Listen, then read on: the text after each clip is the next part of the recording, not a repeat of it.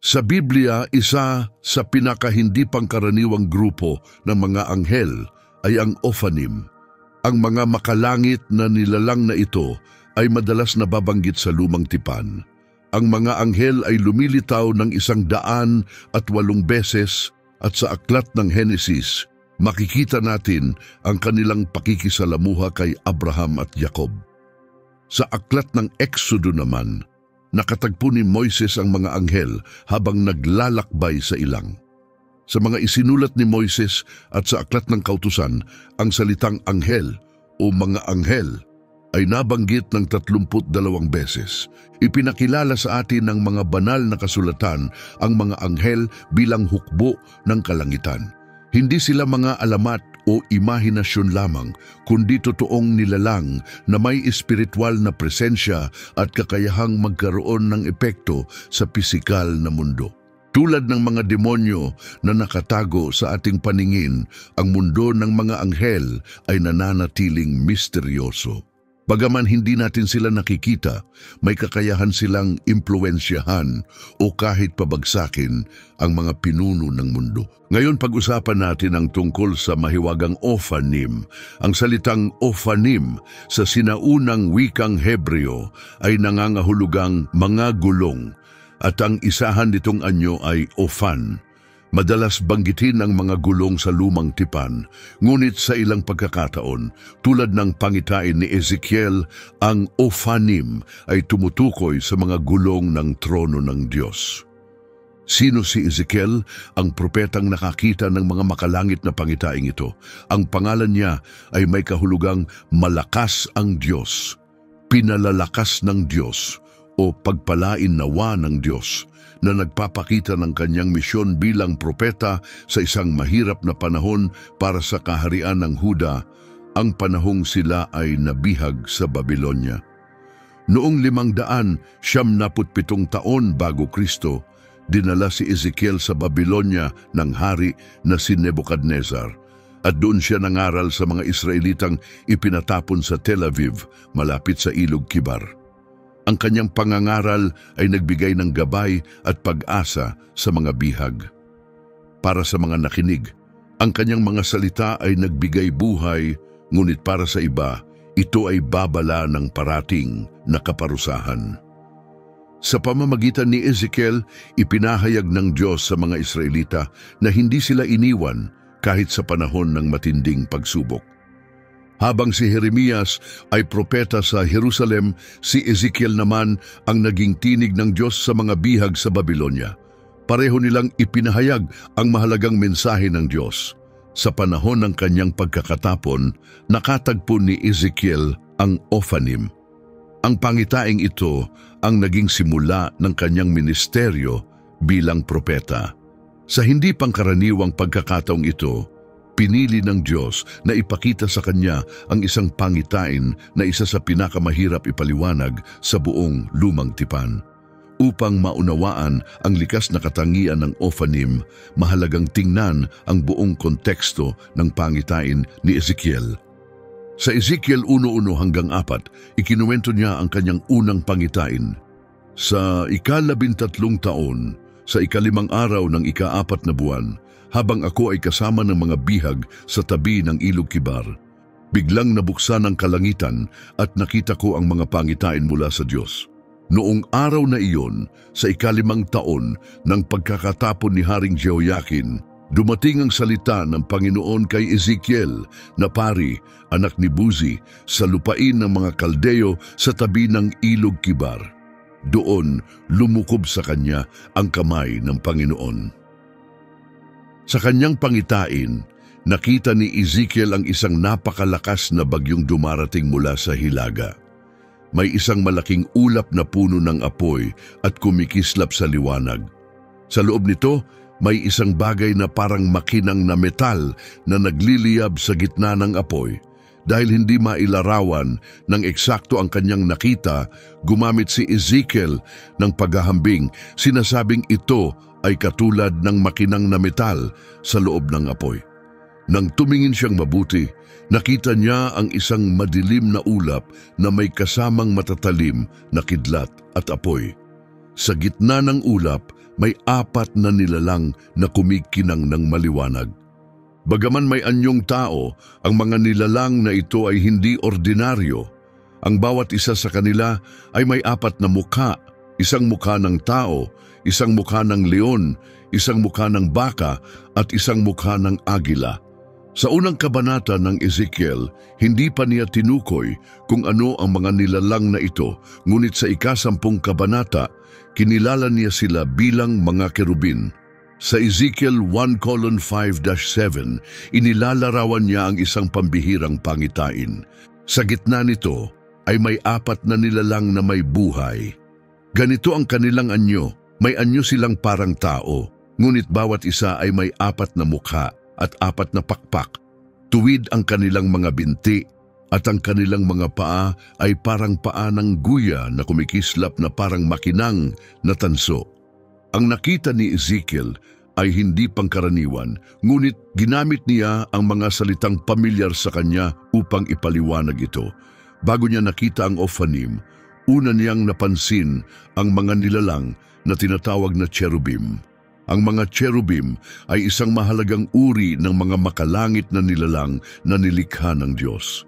Sila ang unang mga anghel na nabanggit sa Biblia na lumitaw pagkatapos palayasin sina Adan at Eva mula sa hardin ng Eden.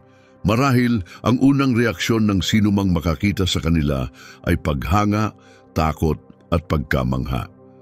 Sa Exodo 25, binigyan si Moises ng tiyak na tagubilin tungkol sa paggawa ng iba't ibang banal na gamit para sa tabernakulo, kabilang ang kaban ng tipan at ang luklukan ng awa. Sinabi ng Diyos na dapat magkaroon ng mga larawang cherubim na yari sa ginto sa ibabaw ng luklukan ng awa, isang tanawing tiyak na kahanga-hanga. Ang mga cherubim ay malapit na nauugnay sa presensya ng Diyos, kaya't nang makita sila ni Ezekiel sa kanyang pangitain, patuloy silang nagpupuri sa Diyos. Sa mga lumang sining, madalas na inilalarawan ang mga cherubim bilang maliliit at mukhang bata na anghel. Ngunit sa banal na kasulatan, sila ay mga makapangyarihang nilalang na nasa tabi ng trono ng Diyos, handang tuparin ang kanyang utos.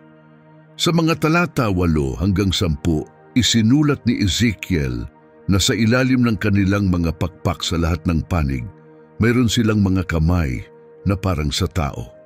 Tungkol naman sa kanilang mga mukha at pakpak, ang kanilang mga pakpak ay magkadikit at sila ay gumagalaw ng tuwid, hindi lumiliko, kundi sumusunod lamang sa direksyong itinakda para sa kanila. Ang bawat isa ay may mukha ng tao na maaaring sumisimbolo sa katalinuhan. Sa kanan, may mukha silang tulad ng leon na nagpapahiwatig ng lakas. Sa kaliwa, may mukha silang tulad ng baka na nagpapakita ng pagiging masipag at mapaglingkod. Sa lahat ng panig, mayroon din silang mukha ng agila na sumisimbolo sa mataas na pananaw at pag-asa. Ang mga nilalang na ito ay hindi lamang may maraming mukha, kundi may pakpak din na nagpapakita ng kanilang kahandaan na sundin ang patnubay ng Espiritu. Ang pangitaing ito ay ipinaalala kay Ezekiel na ang Diyos ay nasa lahat ng dako. Kahit na siya ay nasa banyagang lupain bilang isang bihag, hindi siya iniwan ng Diyos. Ito rin ay isang mensahe sa lahat ng nananampalataya, anumang sitwasyon natin sa buhay, anuman ang ating lokasyon. Ang presensya ng Diyos ay laging nagbibigay ng kapanatagan at kapayapaan. Ezekiel 1:11-14. Ang kanilang mga pakpak ay nakabuka sa ibabaw nila. Ang bawat isa ay may 2 pakpak na nakadikit sa pakpak ng ibang nilalang at 2 pakpak na tumatakip sa kanilang katawan. Gumagalaw sila sa direksyong nais ng Espiritu, dumidiretso ng hindi lumiliko. Sa pagitan ng mga nilalang na ito, may nakita si Ezekiel na parang nagliliyab na baga o sulo na lumilipat-lipat sa kanila. Ang apoy ay nagliliwanag at may lumalabas na kidlat mula rito. Ang mga nilalang mismo ay gumagalaw ng napakabilis, parang kidlat na naglalaro sa himpapawid. Matapos makita ang mga cherubim, Nakita ni Ezekiel ang mga gulong na parang gulong ng isang karo. Ang isang paraan upang maunawaan ito ay ang paghahalin tulad sa isang gyroscope.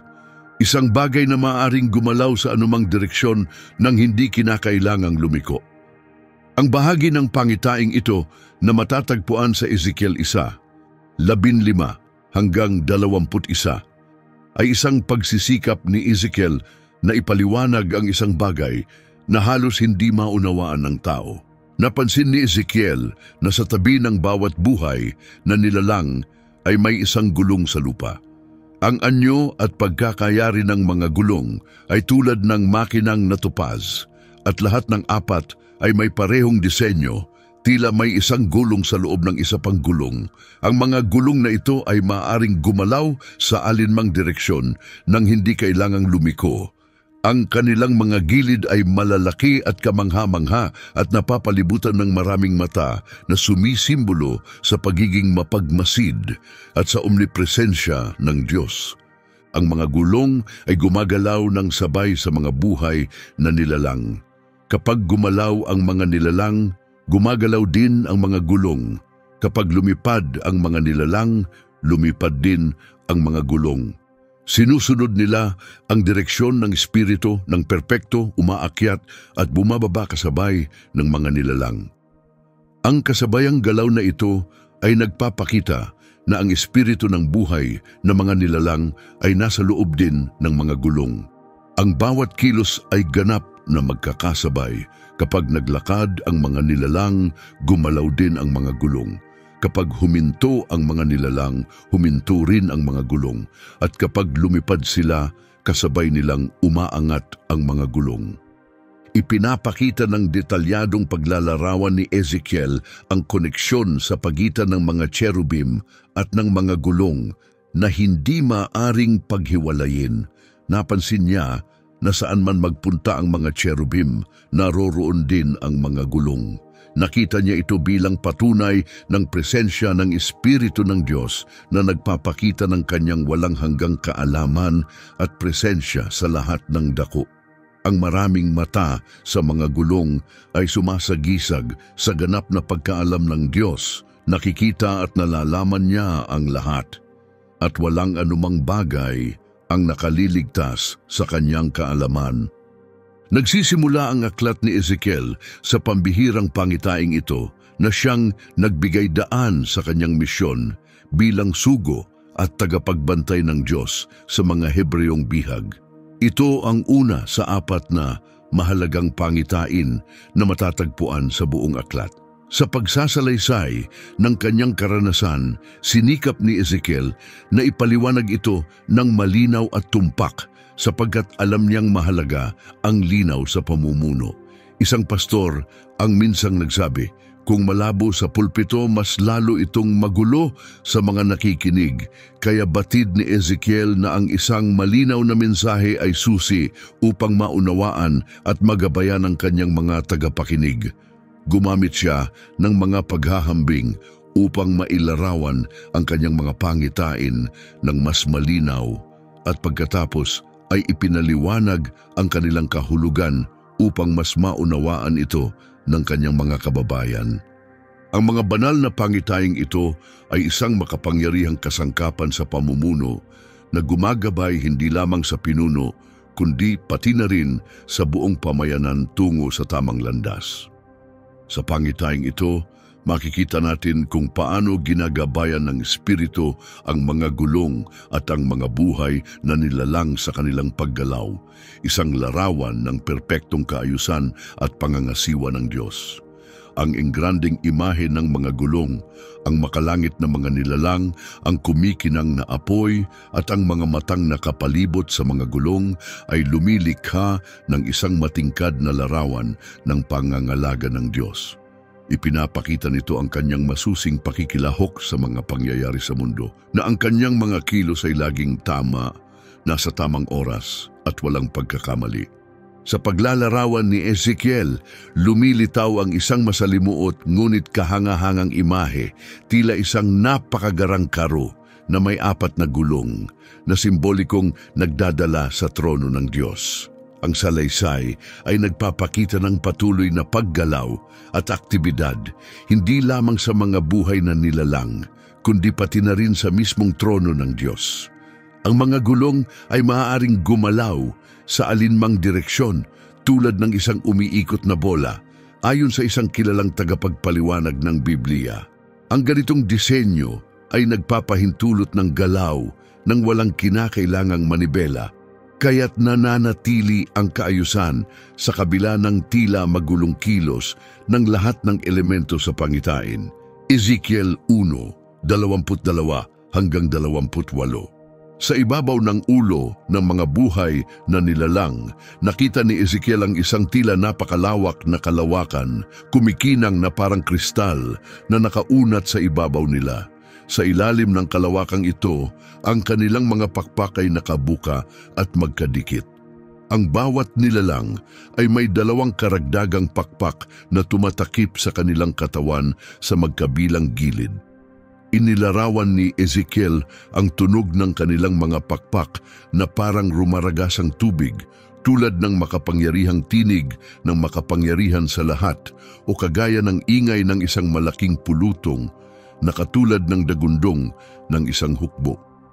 Kapag tumigil ang mga nilalang, ibinababa nila ang kanilang mga pakpak at mula sa itaas ng kalawakan na nasa ibabaw nila, may narinig siyang isang tinig, isang patunay pa ng dakilang kapangyarihan at presensya ng Diyos sa pangitaing ito. Habang nagpapatuloy ang pangitain ni Ezekiel, huminto ang mga makalangit na nilalang at ibinaba ang kanilang mga pakpak. Sa ibabaw ng kalawakang nakaunat sa kanilang ulo, nakita ni Ezekiel ang isang bagay na parang isang trono, yari sa makinang na asul na parang lapis lazuli. Sa ibabaw ng trono na ito, mataas at marangal, nakaupo ang isang figura na may anyong tao. Mula sa kanyang baywang paitaas, ang figurang ito ay nagniningning na parang makinang na metal na nakabalot sa apoy. Mula naman sa kanyang baywang pababa, siya ay nagliliyab na parang apoy. Ang kanyang buong paligid ay napalilibutan ng isang makinang na liwanag tulad ng isang bahaghari na lumilitaw sa ulap pagkatapos ng ulan. Ang bahagharing ito ay sumisimbolo sa karangalan at banal na kaluwalhatian ng Panginoon. Dahil sa kamanghamanghang tanawin, napasubsob si Ezekiel sa lupa sa matinding paggalang at takot. Kasabay nito, narinig niya ang isang tinig na nagsimulang magsalita. Ang pangitaing ito ay nagtapos sa pagpapakita ni Ezekiel ng tila isang makalangit na silid ng konseho, puno ng kahanga-hangang liwanag at tunog. Ang figurang nakaupo sa trono, bagamat may anyong tao, ay nagliliwanag ng mas matindi kaysa sa isang nilalang na may laman. Siya ay tila apoy na nag-aalab sa kaluwalhatian at kadakilaan. Sa ibabaw ng tanawing ito, ang isang bahaghari ay bumalot sa trono, isang paalala ng pangako ng Diyos, tulad ng bahaghari na ibinigay kay Noe pagkatapos ng baha at ng bahaghari na nakita ni Juan bago dumating ang mga matitinding pagsubok.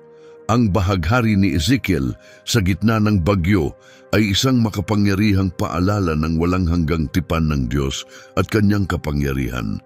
Hindi lamang ipinakita ng pangitaing ito ang makapangyarihang kaluwalhatian ng Diyos, kundi nagbigay rin ito ng kapanatagan kay Ezekiel. Ipinaalala nito sa kanya na hawak ng Diyos ang lahat ng bagay at wala ni isang pangyayari ang lampas sa kanyang kakayahan. Ano ang kahulugan ng pagiging makapangyarihan ng Diyos para sa atin? Ipinapakita nito na anumang hamon o pagsubok na ating kinakaharap ay kayang tugunan ng Diyos. Bagamat may mga sitwasyon tayong hindi kayang kontrolin, ang Diyos ay higit na makapangyarihan sa lahat. Hindi na nakapagtataka kung bakit lubos na natakot at namangha si Ezekiel. Nakita niya mismo ang kaluwalhatian ng Diyos, isang malinaw na pagpapakita ng kanyang banal na diwa. Kapag nasaksihan ng isang tao ang dakilang kapangyarihan ng Diyos, natural lamang na yumuko siya sa matinding paggalang. Sa gitna ng mabigat na misyon ni Ezekiel, binigyan siya ng Diyos ng isang pangitain upang patibayin ang kanyang pananampalataya. Ipinakita sa kanya na ang Diyos ay naghahari mula sa kanyang makalangit na trono. Bagamat malayo siya sa Jerusalem, alam niyang ang presensya ng Diyos ay kasama niya. Sa panahon natin ngayon, marami sa mga mananampalataya ang maaaring makaramdam na para silang nabubuhay sa espiritual na pagkabihag. Sa ating paligid, lumalaganap ang kasamaan at imoralidad, at maging sa ilang mga simbahan, may mga lumalaban sa mga turo ng banal na kasulatan. Gayunpaman, makakahanap tayo ng kapanatagan sa pangitaing ipinakita kay Ezekiel.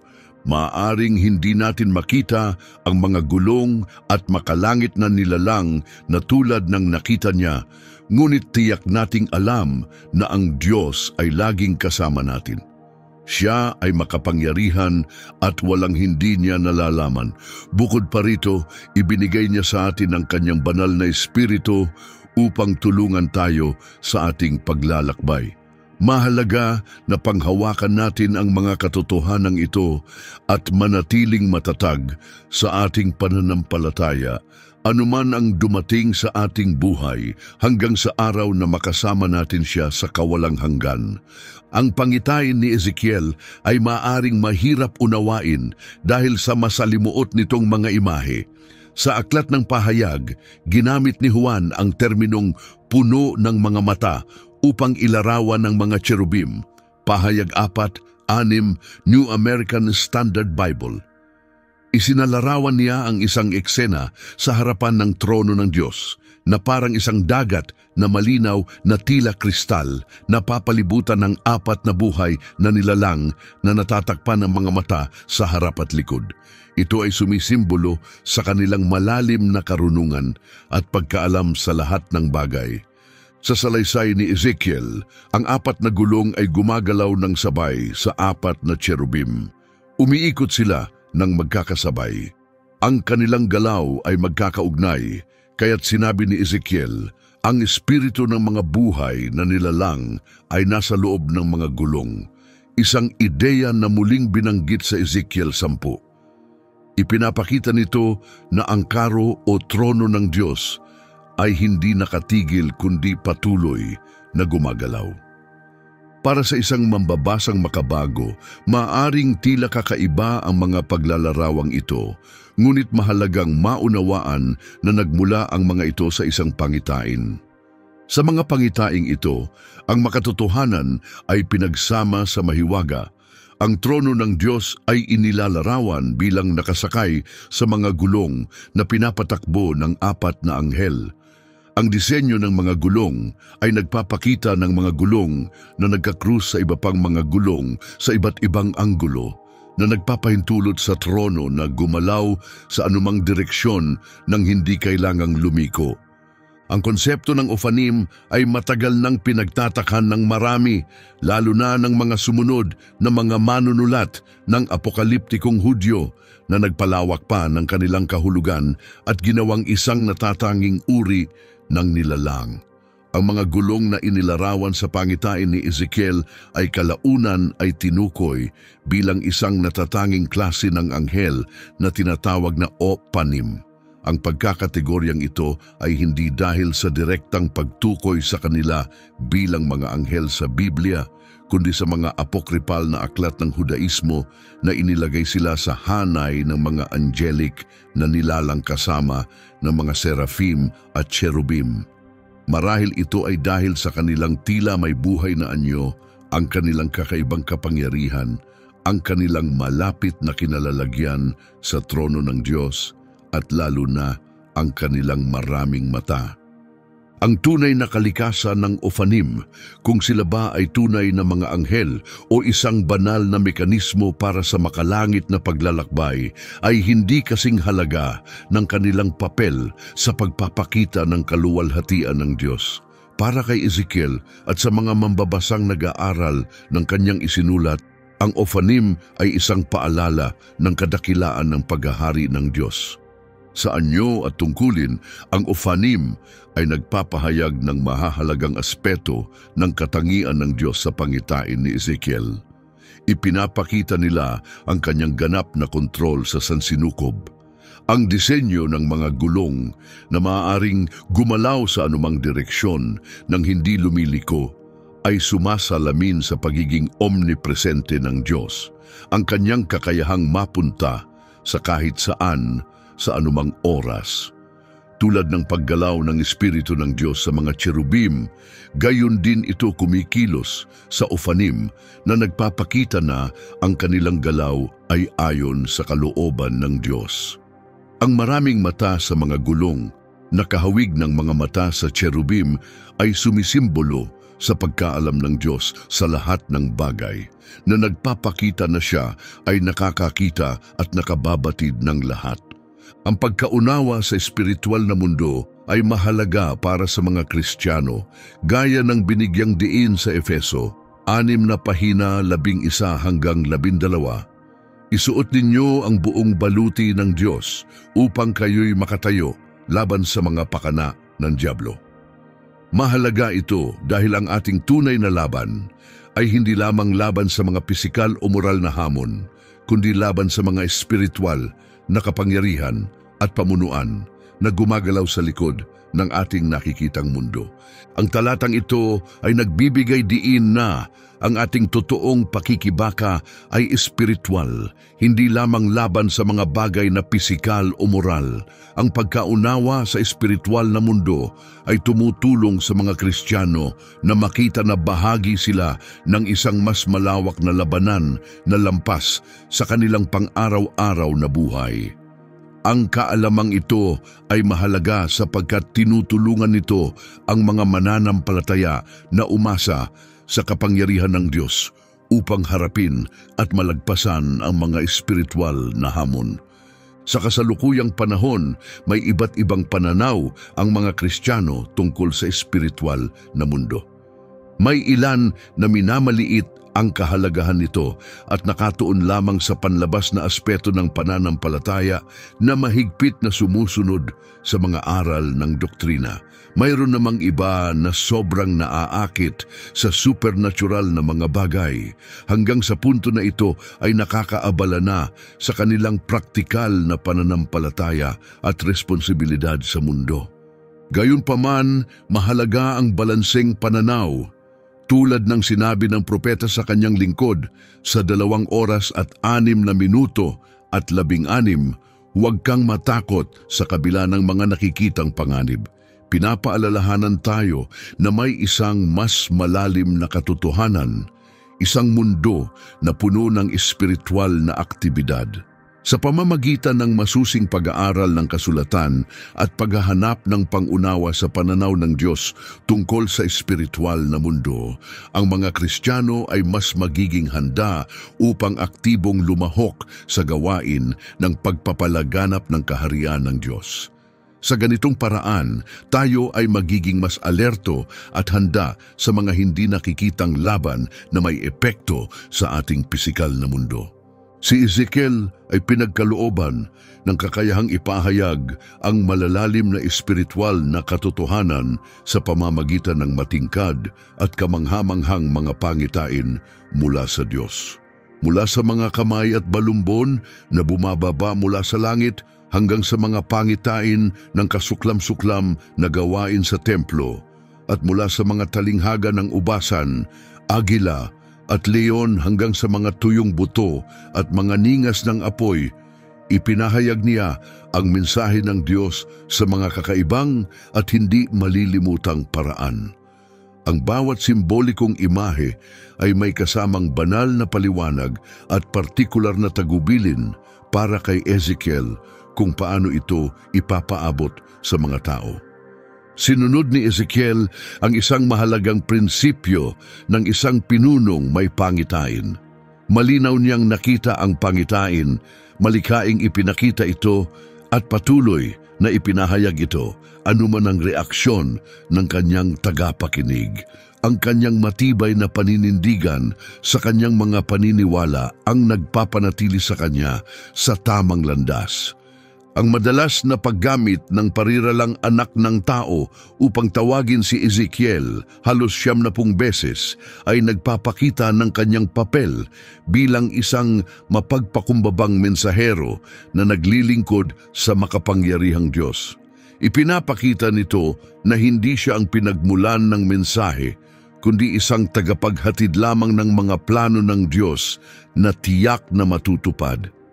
Bilang isang tagapagpahayag, mahusay si Ezekiel sa pagkuha ng atensyon ng kanyang tagapakinig. Ginamit niya ang malikhaing pamamaraan, kabilang ang biswal na paglalarawan at dramatikong kilos upang mapalakas ang epekto ng kanyang mensahe. Agad niyang sinusunod ang utos ng Panginoon, kahit pa ito ay nangangailangan ng pagsasagawa ng mga kilos na maaaring tingnan bilang kakaiba o kahiyahiya. Ang kanyang sigasig sa pagsunod sa Diyos ay nagdulot sa kanya ng respeto at paghanga mula sa mga pinuno ng Huda. Gayunpaman, sa kabila ng kanyang pagsisikap na ipaliwanag sa kanyang kapanahon ang babala ng Diyos, nakinig lamang sila ngunit hindi sila kumilos. Ito ay nagdulot sa kanya ng matinding pagkadismaya. Ginawa niya ang lahat upang ipaabot ang mensahe, ngunit ito ay hindi pinansin. Itinalaga ng Diyos si Ezekiel bilang isang bantay na may tungkuling magbabala sa mga tao sa paparating na kapahamakan kung hindi sila magbabago. Katulad ng isang bantay na nakikita ang pagdating ng kaaway at nagpapahayag ng babala upang ang mga tao ay makapaghanda o hindi kaya ay magdusa sa mga kahihinatnan. Ipinakita ng Diyos kay Ezekiel na siya ang nagbibigay ng tamang salita sa tamang panahon. Sa dakilang kwentong ito, ang Diyos mismo ang siyang nagtakda ng mga tagpo na ipinakita ni Ezekiel. Siya ang sumulat ng script na ipinarating ni Ezekiel sa mga tao at ang pangunahing may akda ng dula na nagwakas sa pagdating ng mga hukbo ng Babylonia. Isang sandali kung kailan huli na para sa mga tao upang maunawaan na ang lahat ng kanilang nasaksihan ay hindi lamang isang palabas kundi isang babala ng katotohanan. Ang mga anghel ay may pangunahing tungkulin na ipatupad ang salita ng Diyos. Sila ang makalangit na hukbo na mahigpit na sumusunod sa kanyang mga utos upang matiyak na matutupad ang kanyang salita. Sa Biblia, ang pariralang ang Panginoon ng mga hukbo ang gagawa ay madalas lumilitaw sa mahahalagang propesiya na higit sa kakayahan ng tao upang ipaliwanag. Ipinapakita nito na ang mga anghel ay gumaganap bilang mga tagapagpatupad ng utos ng Diyos na lumalaban sa mga kaaway at laging nagtatagumpay sa kanilang mga misyon. Bukod pa rito, ang mga anghel ay sumusunod sa kalooban ng Diyos tulad ng sinasabi sa awit 103, 22 hanggang 21. Purihin ang Panginoon kayong mga makapangyarihang anghel na puspos ng lakas, na tumutupad sa kanyang mga utos at nakikinig ng mabuti sa kanyang mga salita. Purihin siya kayong lahat na hukbo ng langit, kayong mga lingkod na gumaganap ng kanyang kalooban. Ang mga anghel ay nakatalaga upang sundin ang utos ng Diyos, kaya sila ay ipinadadala ayon sa kanyang kalooban para sa atin. Sinasabi sa kasulatan sa Isaias 3:10, sabihin mo sa matuwid na sila'y pagpapalain, kakamtin nila ang bunga ng kanilang mabubuting gawa. Ang mga anghel ay may iba't ibang antas sa kanilang ranggo. Kadalasan, ang pinakamalawak na grupo ay tinatawag na karaniwang mga anghel. Sila ang madalas mabanggit sa Biblia nang walang tiyak na pagkakakilanlan. Maaring parang kakaiba ang tawagin silang karaniwan dahil ang mga anghel ay kahangahangang nilalang. Pero kung ikukumpara sila sa ibang natatanging uri ng mga anghel sa Biblia, nagiging angkop ang tawag na ito. Kerubin, sila ang isa sa pinakaunang grupo ng mga anghel na binanggit sa kasulatan. Matapos palayasin sina Adan at Eva mula sa hardin ng Eden, lumitaw ang mga kerubin upang bantayan ang daan pabalik. Serapin, ang pangalang Serapin ay mula sa salitang Hebreo na nangangahulugang nagniningas o nag-aapoy. Sa Isayas Kabanata 6, inilarawan ang mga nilalang na ito bilang may natatanging tungkulin sa harapan ng Diyos. Miguel, siya ay kilala bilang arkanghel na nangangahulugang pinuno ng mga anghel. Ang kanyang pangalan ay isang tanong, sino ang katulad ng Diyos? Ipinapakita nito ang kanyang natatanging posisyon sa hanay ng mga banal na anghel. Gabriel, kasama nina Miguel at Lucifer, si Gabriel ay isa sa mga iilang anghel na binanggit ng direkta sa Biblia. Ang kanyang pangalan ay nangangahulugang makapangyarihan ng Diyos. Kadalasan siyang nagpapahayag ng mahahalagang mensahe mula sa Diyos, gaya ng kanyang papel sa aklat ni Daniel. Ano nga ba ang papel ng mga anghel sa ating buhay? May halaga pa rin ba sila sa panahon ngayon? Kung mayroong pagpapahid ng banal na espiritu sa mga Kristiyano, kinakailangan pa ba natin ang tulong ng mga anghel? Sa Biblia, maraming makapangyarihang tao ang nakaranas ng pakikipagtagpo sa mga anghel. Halos lahat ng natatanging mga tauhan sa kasulatan ay nakakita at nakaranas ng presensya ng mga anghel sa malinaw at tunay na paraan. Ayon sa Malakiyas 3:6, Ako ang Panginoon, hindi ako nagbabago, kaya't kayo, mga anak ni Jacob, ay hindi nalipol. Ipinapakita nito na ang Diyos ay hindi nagbabago, kaya't kung paano siya kumilos noon, ganun din siya sa kasalukuyan. Ang mga anghel ay bahagi pa rin ng kanyang mga biyaya para sa kanyang mga hinirang. Ang presensya ng banal na espiritu ay hindi nangangahulugan na wala ng papel ang mga anghel. Si Jesus mismo, bagamat ipinaglihi sa pamamagitan ng banal na espiritu at pinuspos nito, ay tinulungan pa rin ng mga anghel. Ipinapakita nito na kahit ang anak ng Diyos ay nakinabang sa kanilang paglilingkod. Mula sa paghahayag ng kanyang kapanganakan hanggang sa babala kay Jose na dalhin si Jesus sa Ehipto upang iligtas siya mula sa panganib, malinaw na ginamit ng Diyos ang mga anghel upang matupad ang kanyang plano. Bagamat mahalaga ang mga anghel bilang mga lingkod ng Diyos, maraming tao ang hindi nakikilala ang kanilang papel dahil sa espiritual na pagkabulag. Ayon sa kasulatan, dapat munang maniwala ang isang tao sa pangako ng Diyos upang maranasan ito. Ang mga anghel ay nasa paligid natin, subalit marami ang hindi nakakaunawa ng kanilang presensya dahil sa maling paniniwala na inilalagay ng masasamang espiritu.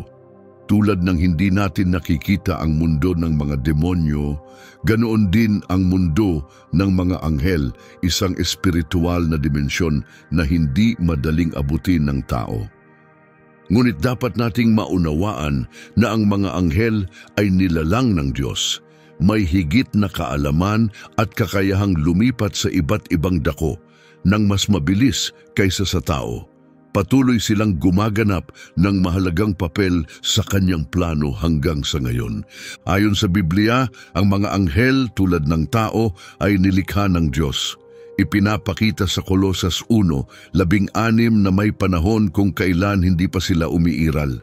Sila ay bahagi ng hindi nakikitang nilikha ng Diyos. Ginawa niya para sa kanyang layunin.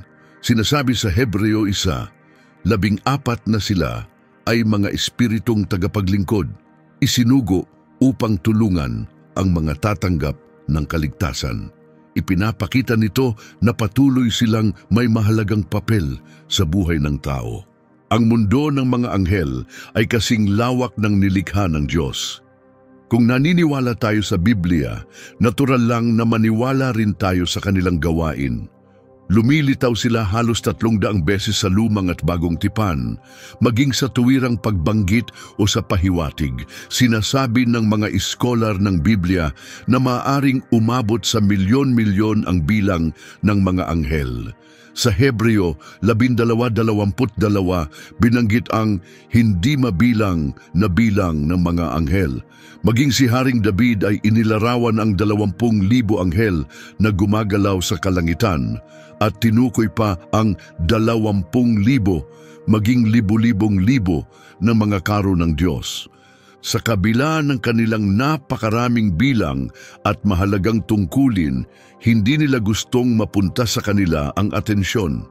Sa halip, niluluwalhati nila ang Diyos at dinadala ang kanyang mensahe sa mga handang makinig. Ang kanilang layunin ay ipahayag at panindigan ang kanyang salita. Ngunit kahit gaano kaganda at makapangyarihan ang mga anghel, hindi sila maikukumpara sa walang hanggang kaluwalhatian ng kordero ng Diyos, ang Panginoon ng kaluwalhatian. Sa Kanya lahat ng kapangyarihan sa langit at lupa ay nagpapasakop, sumasamba at nagbibigay puri. Sa Ezekiel Kabanata 1, nagkaroon ng kamanghamanghang pangitain si Ezekiel na nagpapakita ng kapangyarihan at kaluwalhatian ng Diyos. Nakita niya ang Diyos na nakaupo sa isang trono na parang karo, sumasagisag sa kanyang pagiging makapangyarihan sa lahat at sa kanyang presensya sa buong sansinukob. Ang pangitaing ito ay puno ng buhay at galaw, mga nilalang sa langit, mga gulong at espiritu. Lahat ay kumikilos nang may pagkakaisa sa ilalim ng kapangyarihan ng Diyos. Bagamat nakakagulat ang pangitain, ipinapakita nito ang kadakilaan ng Diyos at ang kanyang walang hanggang pamamahala. Sa panahong iyon, nasa pagkabihag ang mga Israelita sa Babylonia, ngunit ang pangitain ay nagpapaalala sa kanila na kahit sa gitna ng kanilang kalungkutan at pagkawasak ng kanilang bayan, ang Diyos ay nasa kontrol ng lahat ng bagay. Ang mahalagang aral dito ay simple, kahit hindi natin nakikita ang lahat ng nangyayari, ang Diyos ay patuloy na kumikilos upang matupad ang kanyang perpektong plano. Ang kanyang disenyo ay maingat na inihanda, tiyak at laging nasa tamang oras.